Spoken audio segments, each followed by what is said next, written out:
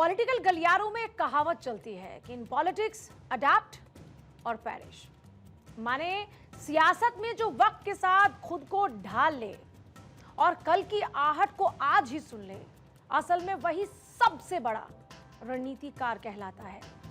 साहब, राजनीति कोई ठहरे हुए पानी का तालाब नहीं है, बल्कि वो बहती नदी है जिसे वक्त के साथ अपना रास्ता और अपनी रफ्तार दोनों ही तय करनी पड़ती है। और इसी बदलते वक्त की पुकार सुनकर देश की सियासत में 2027 के महासमर की बिसात अभी से बिछनी शुरू हो चुकी है।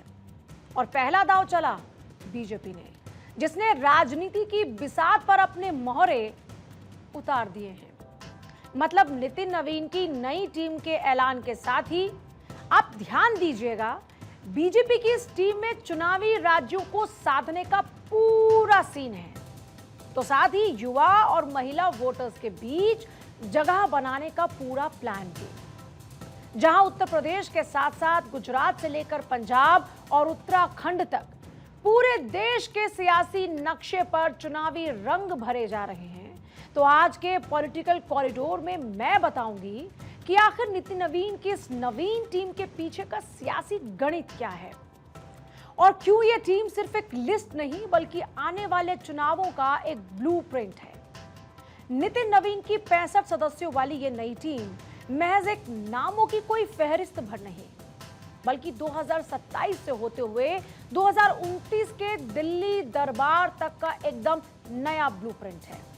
65 लोगों की इस टीम में आपको सियासत का हर वो पहलू दिखाई देगा जो बताता है कि राजनीति के अभेद्य दुर्ग फतह करने का फॉर्मूला क्या होता है। जैसे 65 लोगों की इस टीम में 12 यानी 18% महिलाएं हैं और 51 नए सदस्यों के कंधे पर बड़ी जिम्मेदारी दी गई। इस टीम में मेंबर्स की औसत उम्र करीब 55 साल है और जिसमें 73 साल की वसुंधरा राजे सबसे सीनियर है और 35 साल के डॉक्टर हेमांग जोशी सबसे युवा। मतलब आधी आबादी पर फोकस है, युवाओं की फौज है और अनुभव का तालमेल भी।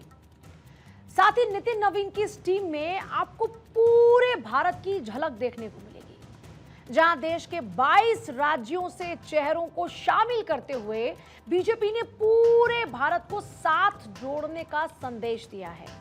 क्योंकि इस टीम में आपको दिल्ली से ताल्लुक रखने वाले 10 चेहरे भी दिख जाएंगे। उत्तर प्रदेश के 8 चेहरों को भी इस टीम में जगह दी गई है। मध्य प्रदेश की बात करें तो वहां से भी 6 बड़े नेताओं को इस टीम में जगह मिल गई है। महाराष्ट्र से आने वाले 5 चेहरों को इस टीम का हिस्सा बनाया गया। अब बात अगर राजस्थान, गुजरात और उत्तराखंड की जाए तो इन राज्यों के 4 नेता इस टीम में शामिल हैं। बिहार से आने वाले 2 चेहरे इस टीम का हिस्सा होंगे और इसी तरह आंध्र प्रदेश, पश्चिम बंगाल, केरलम, छत्तीसगढ़ और हरियाणा के साथ साथ दक्षिण और नॉर्थ ईस्ट से आने वाले चेहरों को भी बीजेपी की इस टीम का हिस्सा बनाया गया।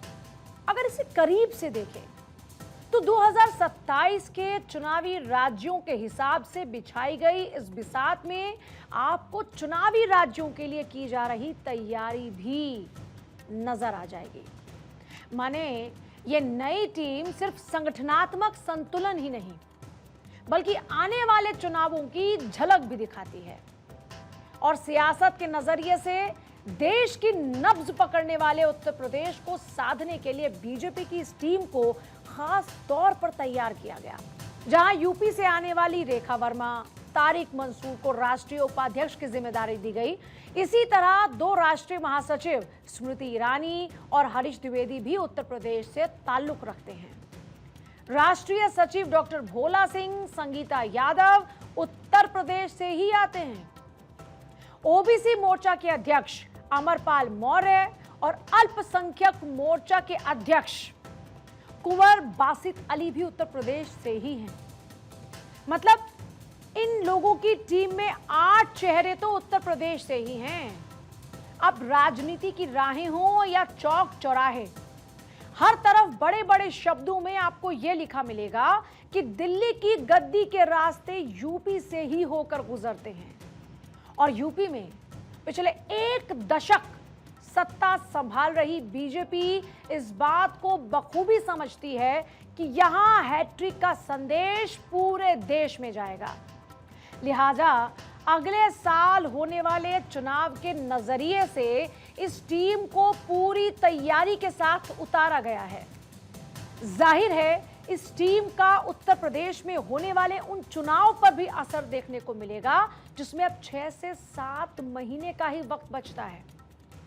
और उत्तर प्रदेश के चुनाव के मद्देनजर नितिन नवीन का महकमा उत्तर प्रदेश की तैयारियों में पूरी तरह से जुटा हुआ नजर भी आ रहा है, क्योंकि टीम बनने के साथ ही नितिन नवीन ने अपने सिपाहियों को यूपी की जिम्मेदारी भी सौंपना शुरू कर दिया, जिसके लिए नितिन नवीन ने विनोद तावड़े और जगदीश पटेल को जिम्मेदारी दे दी है।